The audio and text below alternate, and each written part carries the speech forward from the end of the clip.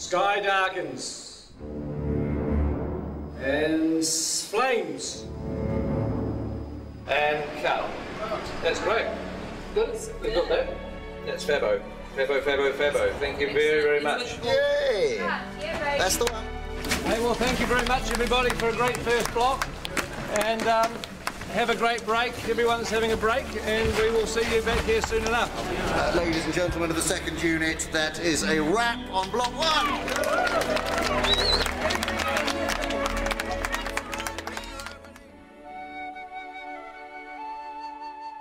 So we're just going to get one more pick-up in Bag End. Hello? Yep, come on. Oh, sorry, hi, Pete. Hey, Andy, come on in. Just wanted to do one more pick-up in here, if that was all right. What's this? Oh, this is the video blog pickup. Yeah. That's right. There you go, end of block 1. But anyway, we just wanted to say hi to everybody because we haven't done one of these video blogs since the beginning of the shoot. God, it feels like a lifetime. Oh. It doesn't, because the first week of shooting, we did with Andy as Gollum. Here's his precious thing. We eat it. You weren't a second unit director in those days. You were an actor. You were an old-fashioned. And now I've crossed over to the dark side. You've now gone to the dark side. I'm wiped. I'm absolutely, absolutely wiped. That's all yours. Is it? Oh, right, okay. Just give us a good battle. Yeah. Okay. I don't know how you do it.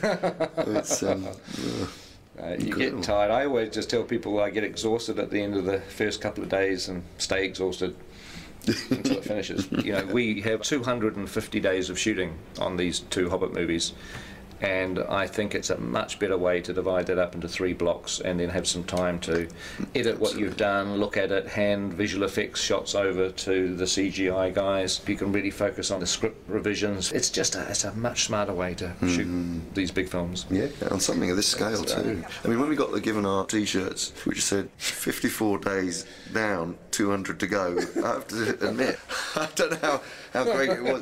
Please wear these on set tomorrow. It wasn't exactly a morale-lifting moment, was it? Everywhere you turn on the people's backs was 200 days to go. It's like, oh God, I felt tired before lunch, you know. Good news is that it's over. First day back is Monday the 5th of September. So thank you guys. It's been a pleasure having you with us. What are you guys off to during the break? My wife and I, my lovely wife Aileen, we've got a holiday in the South Island of New Zealand planned.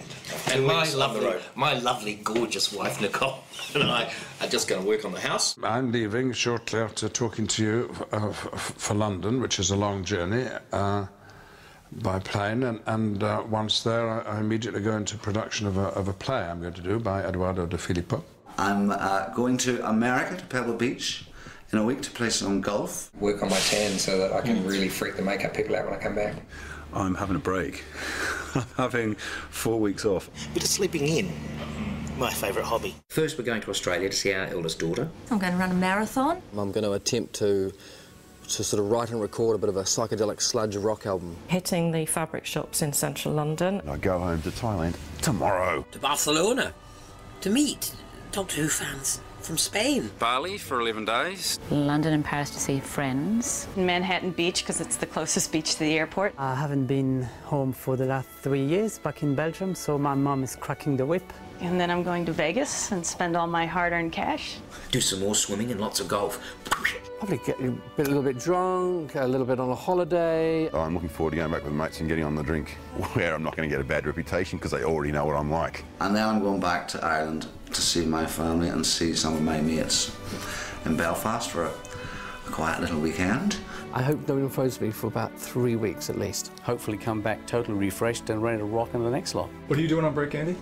Well, I'm going back home to maybe have a little bit of time off to go on holiday with the family, and then really, before you know it, I'll be back. It's weird because you get to this point when you're at the end of a block of shooting and it sort of almost feels like you're going on vacation, but it's not, because on Monday morning I'm in the cutting room editing, and I've got to have meetings with Alan and John and Dan about designing stuff for the second block, and with Richard Taylor about all the things he has to build. So in some respects I'm back into pre-production again, but also I'm in post-production because I'm editing. Plus we're in production because we're shooting these movies. So it's sort of like being in pre-production, production and post-production all at the same time. It kind of gets a bit screwy. But before I get to do any of that, I've got to jump on a plane tomorrow morning and go location scouting down the South Island. So we'll take some good pictures. Yeah, I will. I'll take some good pictures.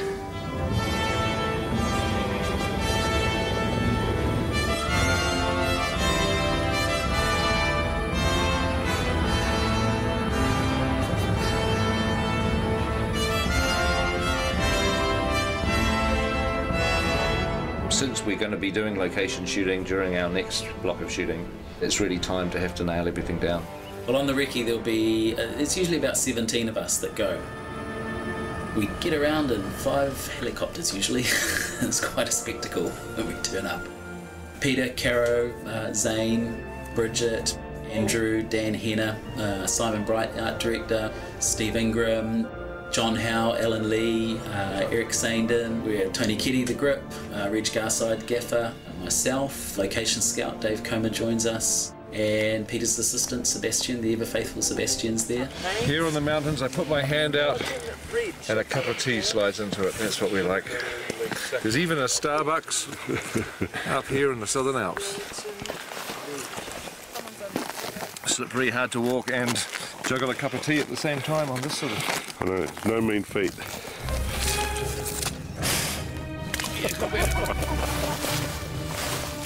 I never come prepared to these things. I always somehow imagine it's going to be dry and warm and nice. At least it's not raining. We'll be not just scouting, which is essentially searching for locations, we're now returning to the locations that we liked, and we're going to start to talk about the logistics. The old thing, by the time you've helicoptered everybody in and then you've got to helicopter them out before nightfall, you're not actually here early morning or late afternoon. No, right, it's yeah, during the middle of the day. It's all broad daytime. Yep. Unless you camp out here. Well, that just, yeah. On set, we are allowing approximately half a rugby field for the essential equipment trucks, and then our marquees, crew parking, and also unit-based parking, which is where all our makeup and costume facilities are. If you make a path along the edge of the swamp in this... In essence, we need to create space for 2 rugby fields of equipment.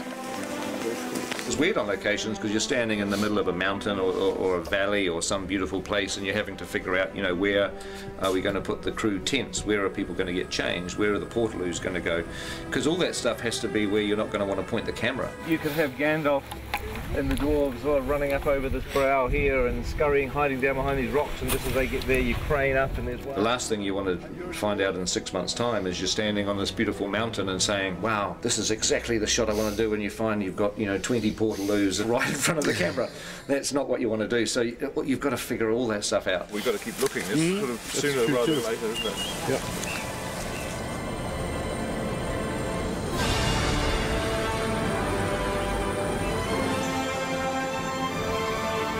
We'll be flying, I don't know, maybe 30 locations, some locations probably. We're shooting locations around the Mackenzie country, around wilder landscapes below Mount Cook. And we will also be shooting around Dunedin Way, more beautiful stone, rock, you know, wild country, and that's quite exciting because it's an area of Middle Earth we haven't visited before. That big rock could be part of the house, couldn't it? Yeah.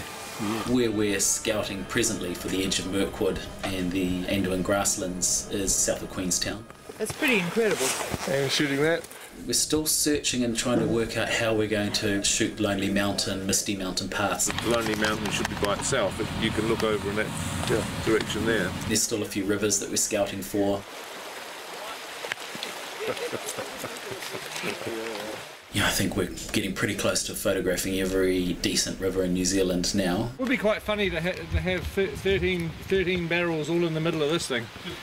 Yeah, with the guy shouting, come on, get on with it. Come on, move ahead, get on, go faster. Is it a floater? It's quite heavy.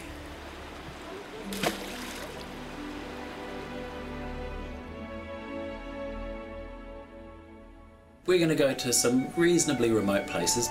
Sometimes places that, you know, very, very few people have seen. There's plenty of New Zealand that we haven't seen yet. I think people think it's such a small country, and Lord of the Rings, we saw so much of it that we must have seen everything, but believe me, we haven't. There's a huge amount of wonderful locations still to come. Quite a pretty spot, isn't it? That's great, it's a great spot. Well, we'll say goodbye for now, and hopefully you've enjoyed this update, and there may well be another one coming during the break sometime, so keep your eye out for that.